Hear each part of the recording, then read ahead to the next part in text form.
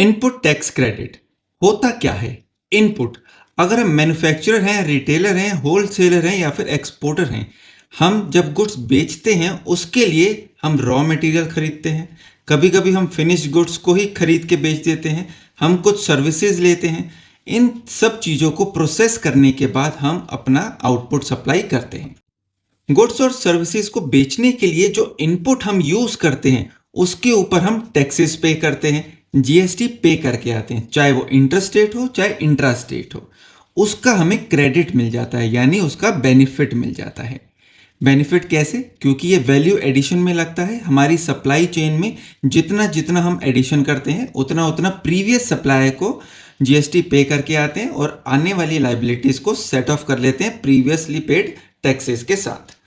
Input लिया, input services ली या फिर कैपिटल गुड्स लिए, इन सभी का हमारे को आईटीसी मिल जाता है। जो भी टैक्स हम परचेज के टाइम पे, चाहे गुड्स हो, सर्विसेज हो, चाहे कैपिटल गुड्स हो, उसका हमें आईटीसी मिल जाता है। आईटीसी हमारा स्टेट वाइज है, इसीलिए किसी एक स्टेट का टैक्स दूसरी स्टेट के टैक्स के साथ एडजस्ट नहीं कर सकते। आरसीएम के केस में रेसिपिएंट जब पे करता है तो वो उसी मंथ में क्लेम भी कर सकता है। कॉम्पोजिशन में आईटीसी का बेनिफिट नहीं है। आईटीसी को क्रॉस यूटिलाइज कर सकते हैं, यानी इसका एक मैनर है। आईटीसी का कंसेप्ट बहुत ही बड़ा है, इसको हम सीरीज में कवर करेंगे और क्रॉस यूटिलाइजेशन को डिटेल में आने वाली वीडियोस में डिस्कस करेंगे। जैसे आईजीएसटी को हम आईजीएसटी, सीजीएसटी और एसजीएसटी की लायबिलिटी के साथ सेट ऑफ कर सकते हैं, सीजीएसटी को सीजीएसटी और आईजीएसटी के साथ, और एसजीएसटी को एसजीएसटी और आईजीएसटी के साथ। किसी एक स्टेट के टैक्स को दूसरे के साथ नहीं एडजस्ट करना और किसी एक स्टेट के टैक्स को सेंट्रल के साथ एडजस्ट नहीं कर सकते। अब आईटीसी कब नहीं मिल सकता? अगर हमारी आउटवर्ड सप्लाईज एग्जेम्प्टेड है, अगर सेल के ऊपर जीएसटी लगा ही नहीं है, दिया ही नहीं है, तो आईटीसी की बात भी नहीं करूंगा।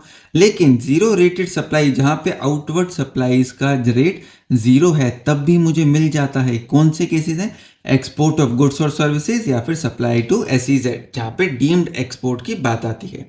प्रोपोर्शनेटली रिवर्स आईटीसी, इसका मतलब क्या है? अगर मैं कोई आउटवर्ड सप्लाई, यानी मैंने कोई गुड्स बेचे हैं जो कि टैक्सेबल भी हैं और एग्जेम्प्ट भी हैं, उनके लिए मैंने कुछ कॉमन आईटीसी जैसे इनपुट गुड्स यूज करे या फिर कोई कैपिटल गुड्स यूज करे, जो कि दोनों मेरे यूज किए गए टैक्सेबल सप्लाईज के लिए भी और एग्जेम्प्ट सप्लाईज के लिए भी।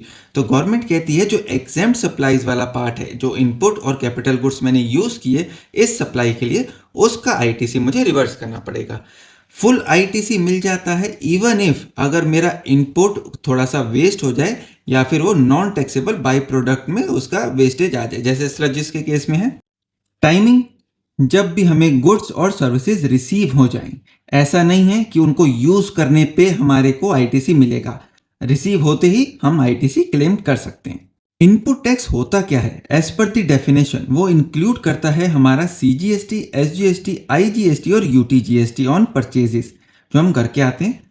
इंपोर्ट के केस में आईजीएसटी और आरसीएम के केस में जब हम टैक्सेस पे करते हैं, ये सब इंक्लूड्स है।